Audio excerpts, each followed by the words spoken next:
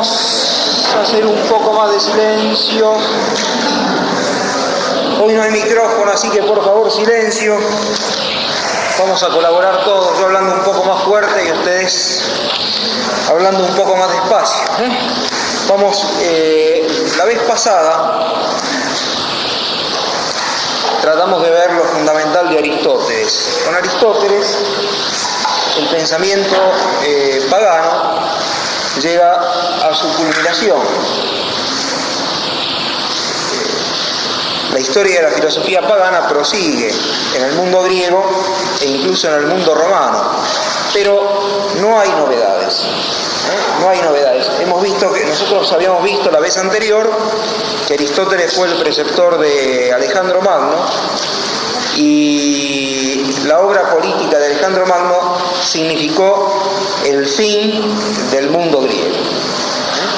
El mundo griego era un mundo constituido en torno de en pequeñas ciudades. Alejandro I unifica Grecia, luego ese imperio que se extiende hasta la India, pero ya lo específicamente griego se pierde, el espíritu griego se agota. Por supuesto, queda el imperio romano, pero Roma nunca se caracterizó por su genio especulativo. El hombre romano es un hombre práctico. La virtud del romano no es la sabiduría, sino la prudencia. Ese agotamiento del espíritu condujo las cosas hacia el derrumbe.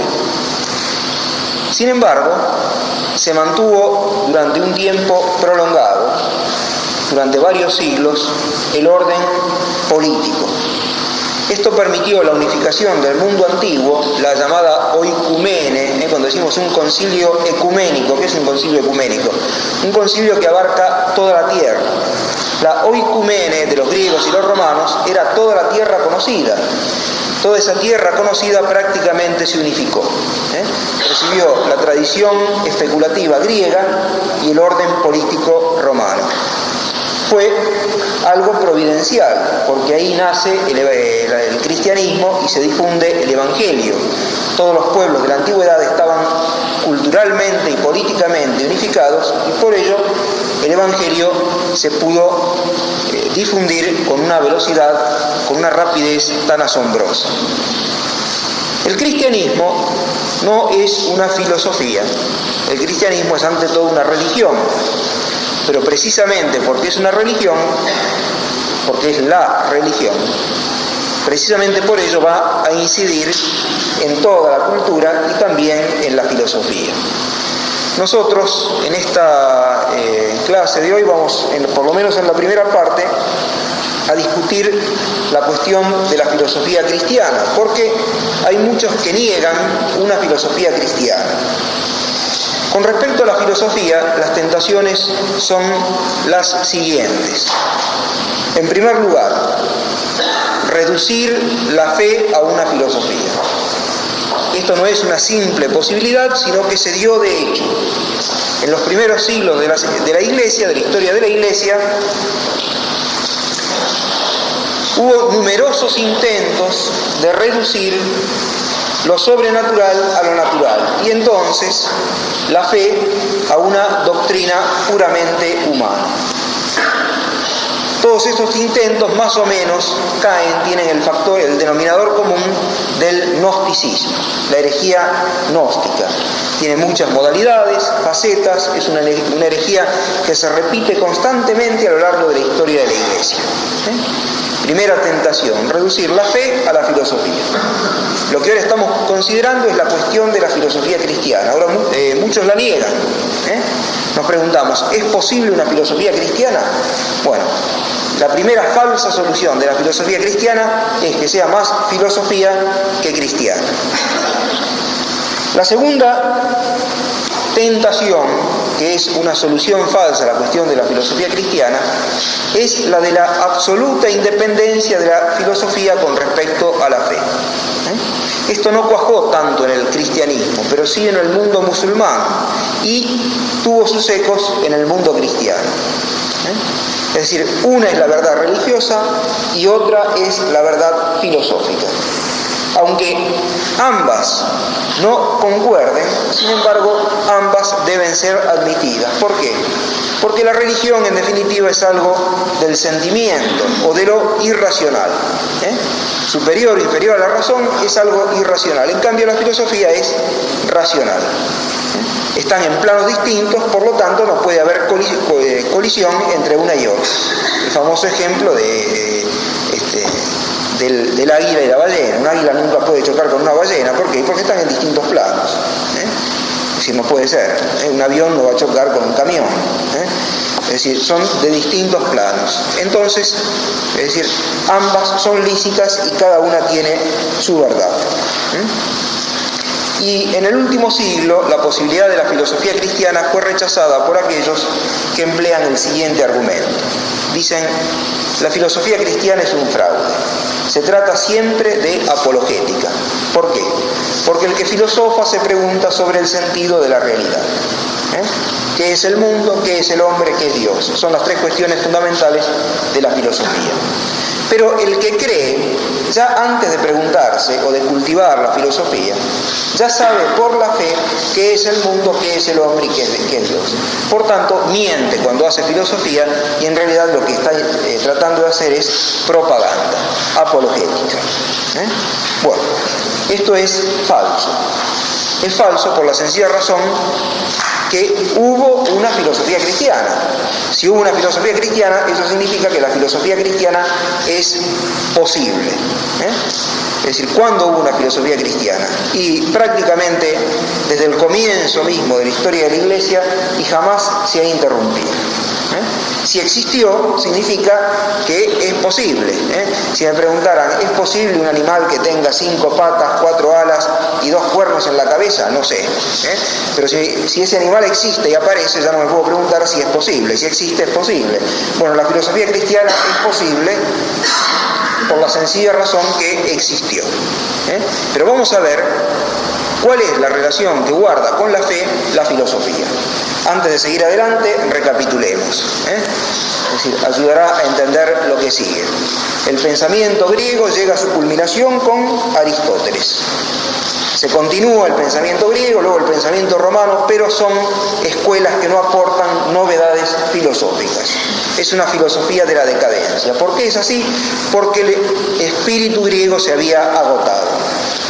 El signo del agotamiento del espíritu griego es la gran empresa militar política de Alejandro Magno. Era la negación del orden griego. Ese imperio descomunal no era compatible con el talante, con el carácter de los griegos. Los romanos, que luego ocuparon, es decir, el vacío dejado por la brusca caída del imperio de Alejandro, los romanos no se destacaron en filosofía porque eran más prácticos que teóricos. La virtud de ellos no era la sabiduría, sino la prudencia. Con la caída del Imperio Romano viene el surgimiento del cristianismo. Es decir, el Imperio Romano cae 3 siglos después, 3 siglos y pico después del advenimiento del cristianismo, ¿no es cierto? Es decir, y ese lapso que hubo desde el nacimiento de Cristo hasta la caída del Imperio Romano permitió que el mensaje evangélico se difundiera en todo el mundo antiguo, en la oikumene, la tierra conocida. Muy bien. Y al poco tiempo de la muerte de los apóstoles ya comienza a plantearse la cuestión de la filosofía cristiana. ¿Es posible o no es posible? Hay 3 respuestas, 3 falsas soluciones. Primero, la filosofía es reducida, la fe es reducida a la filosofía. La fe es fagocitada por la filosofía. Es falso. En la filosofía cristiana, es decir, no hay un intento de racionalizar absolutamente la fe. La fe tiene siempre contenidos que escapan a nuestra comprensión. La fe es siempre del misterio. Falsa solución. Segunda falsa solución, se dio más atenuada en el mundo cristiano medieval, se dio mucho más intensa en el mundo musulmán. Las dos verdades. Es perfectamente posible una filosofía religiosa, confesional, cristiana, musulmana, judía, lo que sea, porque la filosofía se mueve en un plano y la fe se mueve en otro plano. La fe puede ser suprarracional, es de lo misterioso, o infrarracional, es del sentimiento, lo que sea. Pero nunca está en el plano de lo racional, entonces no va a haber colisión. Tercera falsa solución a la cuestión de la filosofía cristiana. No es posible porque nunca es filosofía sino apologética. ¿Por qué? Porque filosofar es preguntarse sobre el sentido del mundo, del hombre y de Dios. Y el cristiano, por el sencillo hecho de creer, antes de abrir el primer libro de filosofía, ya tiene las respuestas a las cuestiones principales sobre el mundo, sobre el hombre y sobre Dios. Entonces, aquel que dice, que hace, que cultiva la filosofía cristiana, miente. Pero contra estas tres falsas soluciones nos encontramos con el hecho de que la filosofía cristiana existió y sigue existiendo. Entonces nos preguntamos bajo qué condiciones o en qué condiciones existe la filosofía cristiana. La fe, ¿qué papel desempeña con respecto a la filosofía? Debemos responder que la fe genera la filosofía. La fe genera a la filosofía. Supongo que todos ustedes habrán estado en más o menos 3 o 4 clases atrás, cuando comparamos el campo en que se mueve la ciencia experimental, la filosofía y la teología a las 3 zonas de un lago. Lo voy a volver a dibujar. No soy un genio del dibujo, pero esto es un croquis, así que supongo que me va a salir.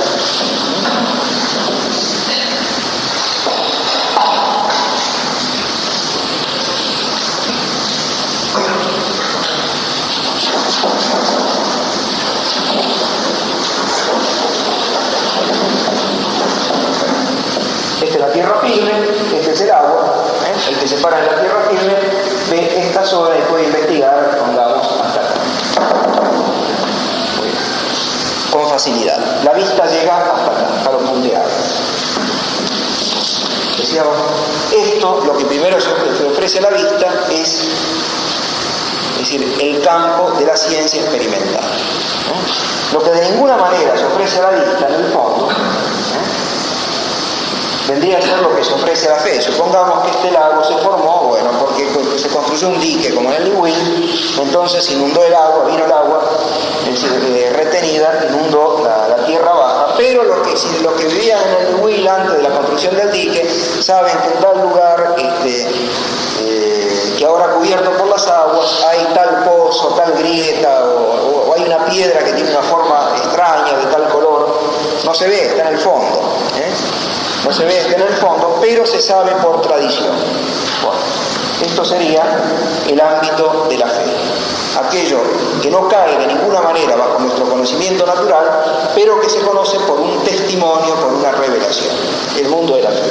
Y está lo intermedio, en el que la vista puede penetrar con dificultad. Este es el mundo de la filosofía. La zona intermedia. Acá, esta primera zona, la vista penetra fácilmente, el mundo de la ciencia experimental, el mundo de la fe, el mundo de la filosofía. ¿Cuál es la relación entre esto y esto? ¿Cuál es la relación entre la filosofía y la fe?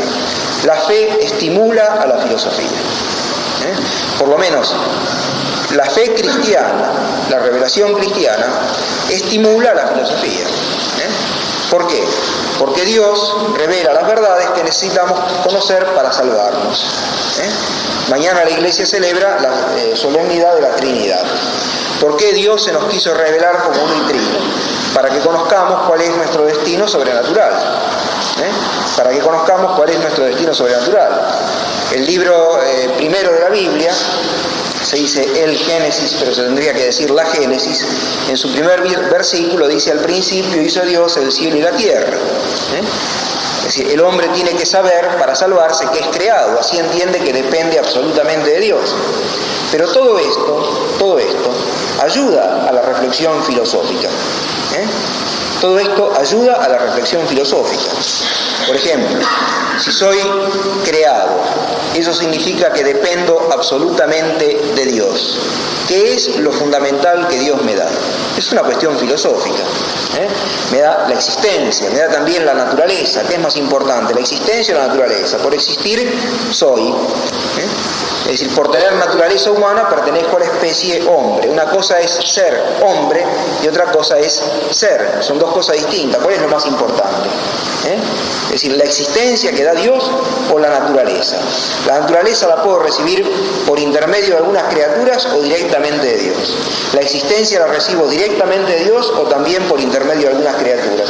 Todo esto estimula el pensamiento filosófico. La fe ayuda a la filosofía. Y no solo ayuda a la filosofía, sino que la fe, la revelación, ayuda a la ciencia. Ustedes muchas veces van a escuchar de que la fe promueve una mentalidad oscurantista, ¿no es cierto?, y que es enemiga de la ciencia, el caso de Galileo, bla, bla, bla. Bueno, es decir, a los que le dicen tal cosa, pregúntenle por qué precisamente la ciencia experimental nace en un mundo cristiano. Si la fe es enemiga de la ciencia, ¿por qué la ciencia no nació en Grecia, en Egipto, en India, no nació en Roma, no nació en Cartago, no nació en Creta? ¿Por qué nace precisamente en un mundo cristiano? Y los primeros grandes nombres de la ciencia son todos, sin excepción, cristianos. Newton era cristiano, Descartes era cristiano, Leonardo da Vinci era cristiano, Galileo era cristiano. Discutió con la Iglesia, pero en ningún momento renegó de la fe, sino que era una discusión sobre cómo interpretar la Sagrada Escritura. Discutió con hombres de la Iglesia. La fe promueve a la filosofía. Así como también la fe, en el caso de la fe cristiana, promueve la ciencia experimental. Es decir, y en el mundo antiguo fue así. En el mundo antiguo fue así. La revelación, lo que conservaban de restos de revelación primitiva hecha por Dios a toda la humanidad, eso promovió el pensamiento filosófico entre los griegos. Esa es la razón por la cual Platón muchas veces prefirió expresarse por medio de mitos, por medio de mitos que son construcciones religiosas. Nosotros acá en estas clases hemos visto el mito de la caverna, el mito del carro alado, hay muchos otros mitos más en las obras de Platón. No hay una oposición entre fe y filosofía, sino que cada uno tiene su ámbito propio, pero la fe, por lo menos la fe cristiana, promueve tanto la filosofía como la ciencia. Lo que en música se llama contrapunto, que toca uno y toca otro y ambos, es decir, contribuyen al conjunto, se da también un contrapunto entre fe y filosofía. En la historia de la filosofía cristiana tenemos dos grandes etapas. La primera es del siglo I al siglo IV, es la época de la patrística. Es llamada patrística por los padres. ¿Quiénes son los padres? Y son las grandes figuras que suceden a los apóstoles. Del siglo I al siglo IV. ¿Cuál es la obra de los padres? Bueno, los padres son herederos de la revelación. La revelación llega a la Iglesia por medio de Cristo y es entregada a los apóstoles, y los apóstoles, es decir, entregan esa revelación a sus sucesores. ¿Qué es lo que hacen los padres? Los padres sistematizan la revelación, elaboran la ciencia teológica. Elaboran la ciencia teológica. En el Evangelio hay una gran cantidad de afirmaciones teológicas, pero hay que construir en base a lo que el Evangelio nos dice la teología, porque el Evangelio no está pensado como un libro de texto de teología. Es algo que se ofrece para ser sistematizado. Y esa es la obra de los padres. Primero creen, y luego aplican la razón al dato revelado y tratan de sistematizarlo. Pero además, los padres tratan de sentar las bases de una filosofía cristiana. Porque ellos se encuentran con la herencia cultural pagana, la herencia cultural de los griegos y en menor medida la de los romanos. y se preguntan ¿qué hay que hacer con esto? ¿Hay que rechazarlo en pleno? Como tenían sentido común, se daban cuenta que había muchísimas cosas que eran valiosas de la tradición pagana. No todo lo pagano era bueno, pero tampoco todo lo pagano era malo. Entonces, ¿qué hay que hacer con esa tradición pagana? Y salvar lo aprovechable. Y como entre las cosas que venían de la herencia pagana estaba la filosofía, se interesan por una filosofía que sea compatible con la verdad revelada. La cumbre de la obra patrística, la figura cumbre entre los padres, es San Agustín, que vive del 354 al 430, evidentemente después de Cristo. 354 al 430. A él le toca vivir en la época de la caída de Roma y muere cuando su ciudad, la ciudad de la cual era obispo, está siendo sitiada por los vándalos, que eran unos bárbaros. En esa época de ruina política alcanza su cumbre la obra cultural de los padres, porque San Agustín elabora sus obras que representan el punto más alto de la especulación patrística. Con la muerte de San Agustín, más o menos, comienzan una serie de siglos que culturalmente son siglos en blanco. Del siglo V al siglo IX tenemos un periodo oscuro. ¿Qué pasa? Y vienen los bárbaros. Los bárbaros eran militarmente poderosos, pero es decir, no eran grandes metafísicos. Entonces, lo romano, es decir, no resiste más y la cultura se refugia en los monasterios. Dios inspira a San Benito la fundación de la abadía benedictina, Monte Cassino. Y entonces en los monasterios que se dispersan por toda Europa se salvan los restos culturales del naufragio. Se pierden muchas cosas, pero muchísimas otras se salvan y son conservadas en los monasterios. Los monjes copian los manuscritos, los conservan como piezas valiosas y durante esos 5 siglos Europa trata de reacomodarse. Con el siglo IX vuelve otra vez un despertar de lo espiritual y del siglo IX al siglo XIV tenemos la segunda etapa de la filosofía cristiana, que ya no es la época de la patrística, sino de la escolástica, la filosofía de la escuela. Llamamos escolástica porque en latín escuela es schola. Schola. La filosofía de la escuela es la escolástica. Y la figura cumbre de esta filosofía escolástica es Santo Tomás de Aquino. La escolástica alcanza su esplendor con Santo Tomás de Aquino, que muere en 1274. 14 años atrás se cumplió el 7º centenario de la muerte de Santo Tomás de Aquino. Para recapitular, ¿cuál es la relación entre fe y filosofía? No se confunden, pero tampoco se oponen, sino que es posible entre ambas, y de hecho lo hubo, un contrapunto. Una estimula a la otra. La revelación estimula la reflexión filosófica y a su vez la reflexión filosófica se puede poner al servicio de la fe. La ciencia teológica fue elaborada gracias a ese acuerdo, que no significaba confusión entre la teología y la filosofía. La filosofía cristiana reconoce 2 épocas, del siglo I al siglo IV, es la patrística. La figura más importante, San Agustín. Luego, los siglos oscuros. Europa trata de reacomodarse. Los restos de la cultura pasada se conservan en los monasterios. Muy bien.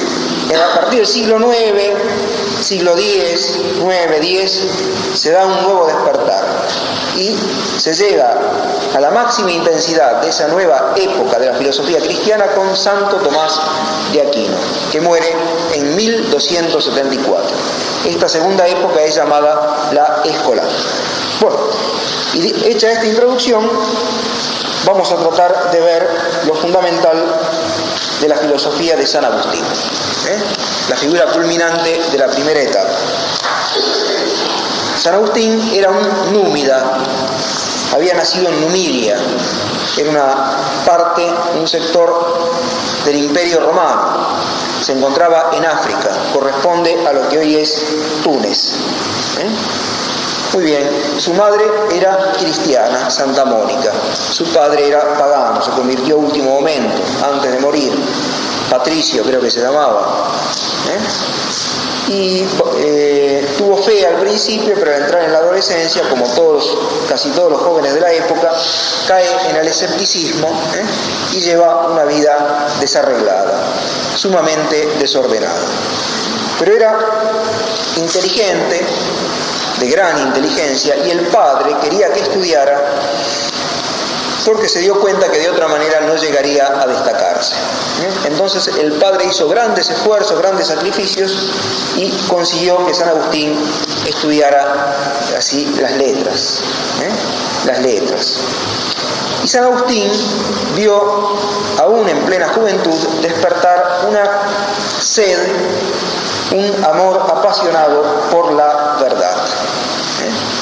Muy pronto la cuestión fundamental de él no fue continuar en esa vida escéptico y divertida, divertida hasta cierto punto, desarreglada, desordenada, sino las cuestiones fundamentales del hombre.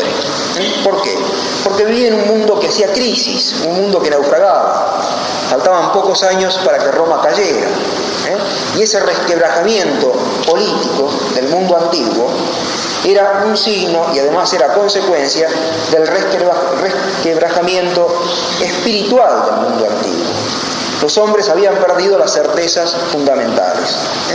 Para entender cuál era la situación del hombre de aquellos tiempos, trasladémonos a algún país, no sé, Norteamérica, Europa, aparentemente una gran cultura, pero hombres sin espíritu, porque han perdido las certezas fundamentales acerca de la vida. No saben ni de dónde vienen, ni a dónde van, ni para qué han nacido, ni en definitiva qué es el bien o qué es el mal, o qué es lo que debe hacer el hombre en esta vida.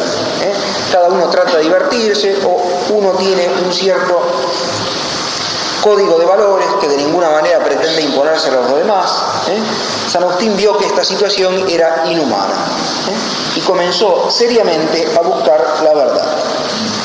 Al principio adhirió a una secta religiosa, el maniqueísmo, llamado así por su fundador, Mani.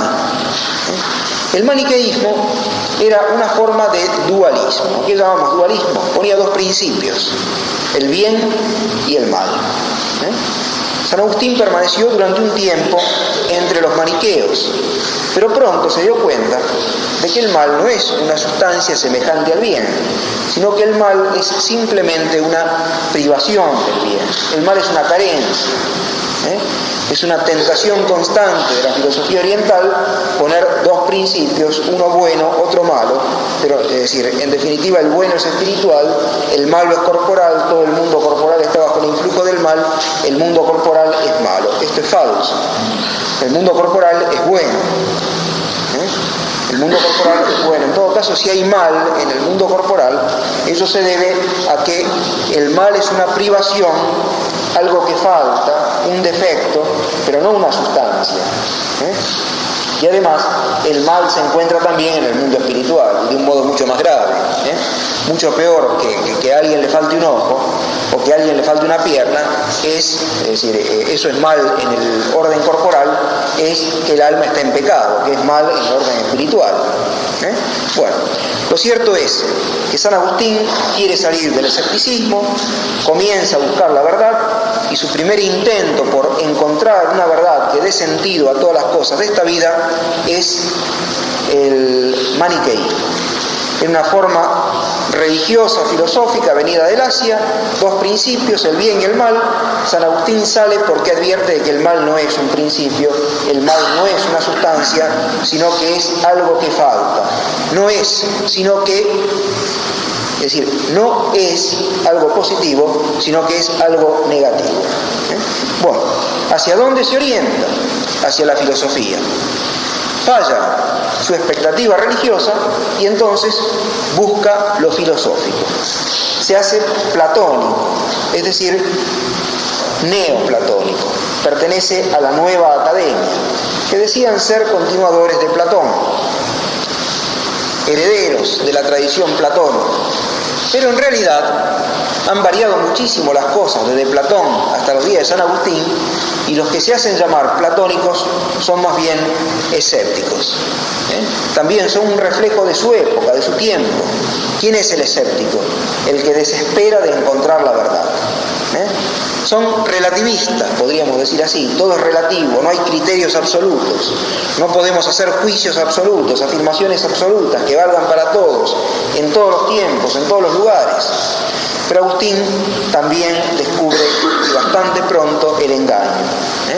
El relativista de ninguna manera es relativista. El tipo que dice no se pueden hacer afirmaciones absolutas está haciendo una afirmación absoluta. El que dice en esta vida todo es relativo está formulando un juicio que pretende que no sea relativo. No sé si me explico. Es decir, caen en la contradicción. Y además, San Agustín rechaza este escepticismo de los neoplatónicos o de los de la nueva academia porque no concuerda con el deseo, con la exigencia de su corazón. El alma del hombre está hecha para encontrar la verdad, una verdad que dé sentido a la vida, una verdad que dé sentido al mundo, una verdad que dé sentido a todo lo que uno hace, incluso a todo lo que uno padece. No se resigna a vivir sin esa verdad. Bueno, en el libro de las Confesiones, San Agustín deja maravillosamente narrada esta agonía espiritual, esta búsqueda agónica que duró muchos años. Pero contaba con una madre que afortunadamente para él era santa. Durante 20 años Santa Mónica rezó por él. Y por fin, a los 30 años, con un poco más de 30 años, Agustín vuelve a la fe. Agustín vuelve a la fe. Es decir, y todo ese apetito, es decir, insaciable de verdad, lo encuentra satisfecho al conocer al que dijo, yo soy la verdad, Cristo. Yo soy el camino, yo soy la verdad y soy la vida. Pero él comenta aquellas palabras del apóstol San Pablo, todas las cosas cooperan para el bien de los que Dios ama. Y se pregunta, ¿también los pecados? Sí, también los pecados. Se refiere a su propio caso, a su vida anterior de pecador, porque toda esa larga búsqueda de la verdad, que lo hizo pasar por la ciencia humana, era un conocedor de la ciencia de su tiempo, San Agustín, todas las artes, todo ese gran bagaje cultural, San Agustín lo va a poner al servicio de la fe. Luchó contra toda clase de herejes, el maniqueísmo, contra los pelagianos, en fin, una cantidad de herejes contra los cuales él luchó. Pero no solo esa formación intelectual que recibió en los años de su juventud le fue útil para defender la fe contra los herejes, sino que con él llega a la cumbre, llega a su plena madurez, la elaboración patrística de la fe. Él es el gran sistematizador, el que realiza las grandes obras de síntesis de la filosofía patrística, de la época patrística, del siglo I al siglo IV, siglo V, 1, 4, 5, más o menos, las obras más maduras y más profundas, las que van a servir de fundamento de la Edad Media, son las obras de San Agustín. Vamos a tratar brevemente sobre sus obras. El punto de partida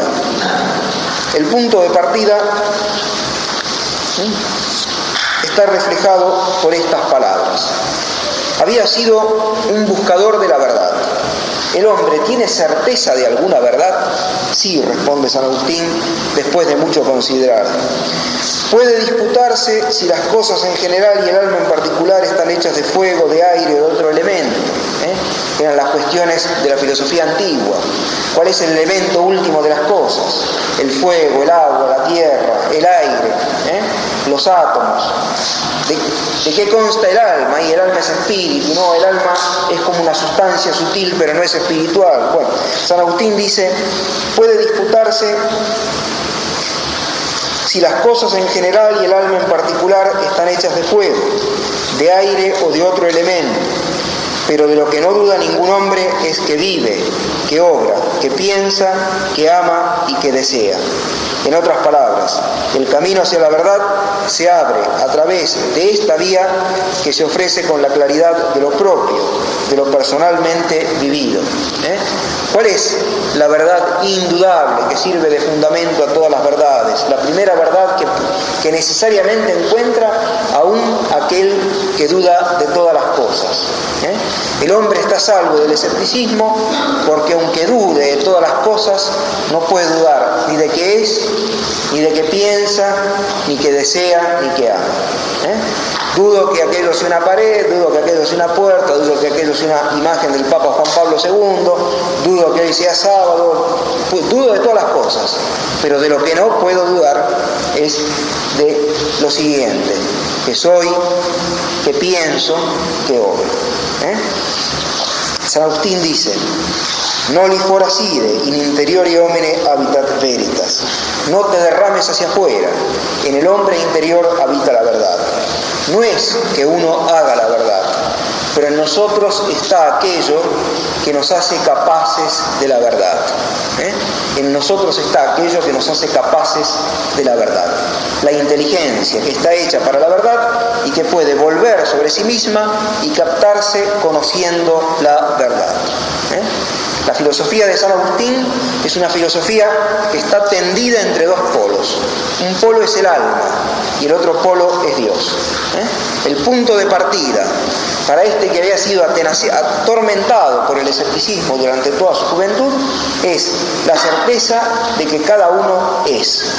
Ahora bien, tan pronto uno admite esta certeza, que uno es y que no se engaña cuando dice que piensa, descubre que el pensamiento tiene otras certezas. Por ejemplo, los principios metafísicos. El ser es, el no ser no es, el todo es mayor que las partes. Es decir, si una cosa es igual a otra y esta es igual a una tercera, la primera es igual a la tercera, los axiomas de tipo matemático. ¿Cuál es el origen de estas verdades? La primera verdad es captada porque cada uno existe. Es la verdad de lo que uno vive, de lo existencial.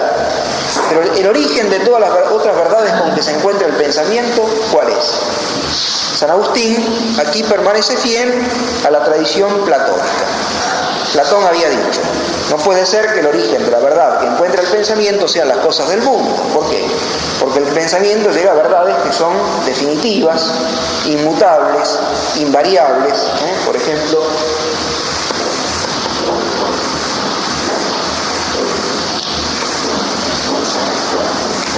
la suma de los ángulos interiores de un triángulo son 180 grados.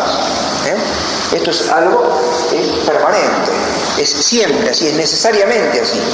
El origen de esta verdad no puede estar en las cosas del mundo, porque las cosas del mundo cambian, las cosas del mundo duran un tiempo, no son permanentes, son contingentes, son mudables. ¿Cuál es el origen de estas verdades? Platón había respondido: las ideas. Pero el mundo de las ideas era un mundo lejano y del que el hombre no tenía experiencia. San Agustín responde: el origen de estas verdades es Dios. Conocemos las verdades con minúscula porque existe la verdad con mayúscula, y esa verdad es Dios. Todo lo que Platón había puesto en el mundo de las ideas, San Agustín lo sintetiza, lo reúne en Dios. Entonces, recapitulemos para poder avanzar sobre lo seguro. San Agustín nace cuando el Imperio Romano se está quebrando, está a punto de caer. Pocas décadas después del nacimiento de San Agustín, Roma se caerá en poder de los bárbaros. Esa quiebra política del mundo romano es consecuencia de la quiebra espiritual y por tanto escepticismo. Los hombres viven sin verdades, sin certezas. San Agustín es solidario con ese escepticismo en su juventud. Aunque había sido educado en la fe, no fue bautizado en aquella época, eran bautizados más grandes, pero él es educado en la fe, pierde la fe, en su juventud se dedica a una vida disipada. pero pronto ve nacer en él la sed de verdad, el apetito de verdad. La busca en la religión, una religión falsa, el maniqueísmo, y se aparta de ella. ¿Por qué? Porque el maniqueísmo convierte todo en el juego de dos sustancias, el bien y el mal. Y él se da cuenta que el mal no es una sustancia, sino un defecto, y en segundo lugar se da cuenta de que lo corporal no es malo, sino que las cosas corporales son buenas. En todo caso, son malas cuando están privadas de algo que deberían tener, pero son buenas. El ser de las cosas corporales no es un mal. Sale del maniqueísmo y se dirige hacia los discípulos de Platón, la nueva academia. Pero la nueva academia era escéptica y se da cuenta de la contradicción del escepticismo. El que dice no podemos conocer una verdad absoluta está proclamando una verdad absoluta, que para todos los hombres es valedero, para todos los hombres, todos los tiempos, es valedero de que no podemos conocer una verdad absoluta. Se aparta de ese escepticismo y entonces se da la conversión. Se da la conversión. Todo ese lento proceso de búsqueda de la verdad que lo había hecho poseedor de todas las técnicas y artes humanas con respecto a la búsqueda de la verdad y expresión de la verdad, la pondrá al servicio de la fe. San Agustín es el gran martillo de los herejes de su siglo, pero sobre todo es el gran teólogo, sistematizador de la teología. Ahora, además de teología, hay en San Agustín una filosofía. ¿Cuáles son los hitos, los puntos fundamentales de esta filosofía? Primero, el hombre puede conocer la verdad. ¿Cuál es esa verdad indudable? Nos quedamos un minuto. ¿Cuál es esa verdad indudable que el hombre puede conocer, aunque dude de todas las cosas? ¿Qué es? Que existe y que piensa. Tan pronto como reconoce la verdad de su pensamiento, se encuentra con que el pensamiento conoce verdades necesarias. ¿De dónde? ¿Cuál es el fundamento de esas verdades necesarias? Las propiedades de un triángulo, que el ser es, el no ser no es, el todo es mayor que las partes, etc. No pueden ser las cosas del mundo porque son contingentes, no son necesarias, son mudables, en cambio estas verdades son eternas. El fundamento es Dios. Toda la filosofía de San Agustín es un esfuerzo por unir los dos polos, el alma y Dios. En la ciudad de Dios elaboró la primera, o por lo menos la obra más importante de la teología de la historia. Y su aventura espiritual la dejó narrada en una forma bellísima en uno de los libros más importantes de la humanidad, las Confesiones. Bueno, esto es un esbozo, apenas un esbozo, de la filosofía de San Agustín, de la cuestión de la filosofía cristiana, y el sábado que viene, Dios mediante, veremos la otra cumbre de la filosofía cristiana, Santo Tomás. Bueno, hasta el sábado, si Dios quiere.